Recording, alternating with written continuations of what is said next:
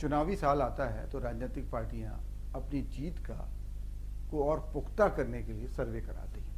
अभी हाल में छत्तीसगढ़ में चिंतन शिविर हुआ। चिंतन शिविर में सर्वे की बात भी हुई। सर्वे इस बात को लेके कि भाई हमने छत्तीसगढ़ में हमारी 15 साल पुरानी सरकार थी, अब कांग्रेस की सरकार आ गई, आने वाले 2023 में क्या अपनी सरकार बनेगी? चिंतन शिविर पे इस पर भी चिंता की गई। लेकिन इस पर जब जो चिंता की गई तो नेताओं की चिंता ज़्यादा बढ़ गई।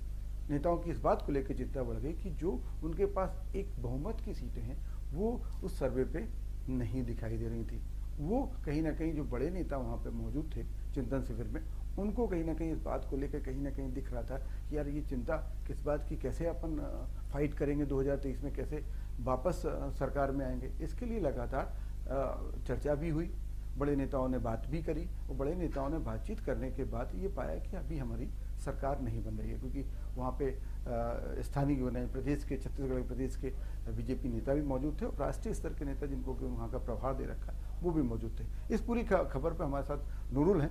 नूरुल ने भी इस खबर को समझा है और क्या क्या कुछ पूरा जो हमारे पास इनपुट छत्तीसगढ़ हमारे टीम ने दिया था, क्या कुछ इनपुट आया हमारे पास।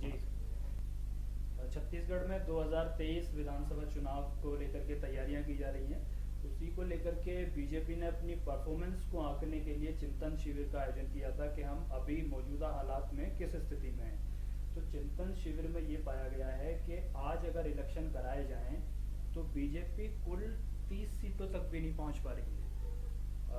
छत्तीसगढ़ में 90 विधानसभा सीटें हैं तो बहुमत के लिए 45 का आंकड़ा सरकार बनाने के लिए जरूरी, बहुत जरूरी है। और 15 साल रमन सिंह ने सरकार चलाई, उसके बाद 2018 में जब इलेक्शन हुए तो 68 सीटें लेकर भूपेश सरकार चल रही है। और भूपेश सरकार के समय कामकाज की जो बात भी है, उन्होंने बहुत सारी योजनाएं जो ग्रामीण क्षेत्रों तक पहुंचाई, वो लगता है कहीं ना कहीं काम करते हुए दिखाई दे रही है। तभी जो सर्वे रिपोर्ट आई है, वो सर्वे रिपोर्ट क्या कहती है? बिल्कुल बिल्कुल उसी को आधार पर रख के बीजेपी भी इस चीज को देख रही है कि सीएम भूपेश जिस तरीके से काम कर रहे हैं, छत्तीसगढ़िया वो त्योहार हो या गोधन योजना हो, गौमूत्र खरीदारी की उन्होंने शुरुआत की है, इन सारी चीज़ों को अगर देखें और अभी हाल ही में उनका ये दौरे किए हैं उन्होंने अलग अलग जगहों पर, तो उसको लेकर के बीजेपी में कहीं ना कहीं इस बात को लेकर के टेंशन है कि बिल्कुल ग्राउंड जीरो पे जाकर के सीएम भूपेश लोगों से मुलाकात कर रहे हैं। और आज जब हमने चिंतन शिविर में इस चीज़ का सर्वे कराया कि हम किस स्थिति में हैं,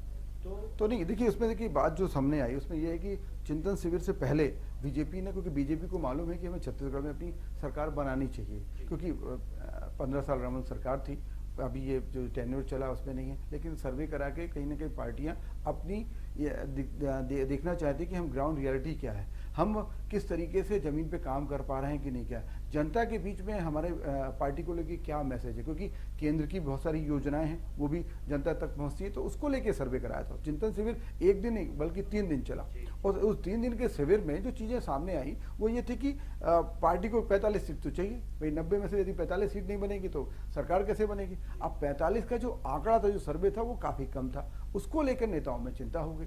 और चिंता इस बात को, वाकई जो आवश्यकता ये है कि चिंता इसलिए जरूरी है कि हम सरकार बनाएं, क्योंकि अब आज से देखा जाए तो वक्त करीब एक साल का बचा हुआ।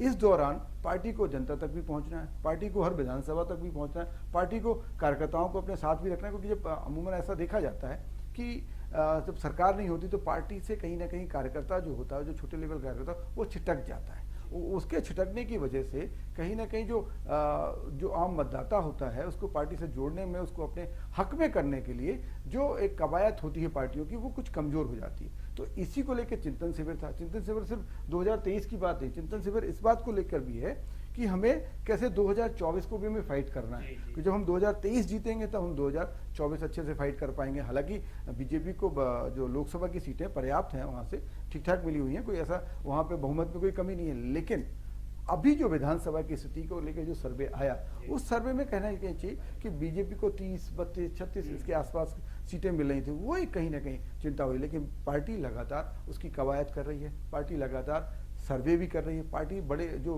बीजेपी के बड़े नेता हैं उनसे भी बातचीत कर रही है, क्योंकि बीजेपी जो है एक बड़ी पार्टी है और बड़ी पार्टी न केवल छत्तीसगढ़ में उसकी सरकार नहीं है, राजस्थान में उसकी सरकार है, लेकिन हर जगह, हर स्टेट में, मैक्सिमम स्टेट्स में उनकी सरकारें चल रही हैं। उनको मालूम है कि कार्यकर्ता को कैसे एक ताकत देनी है, कैसे मतदाताओं को अपने साथ रखना है, और जब मतदाता उनके साथ आएगा तो उनकी सरकार जरूर बनेगी। लेकिन अभी कहीं ना कहीं छत्तीसगढ़ के नेताओं में चिंता की लकीरें दिखाई दे रही हैं।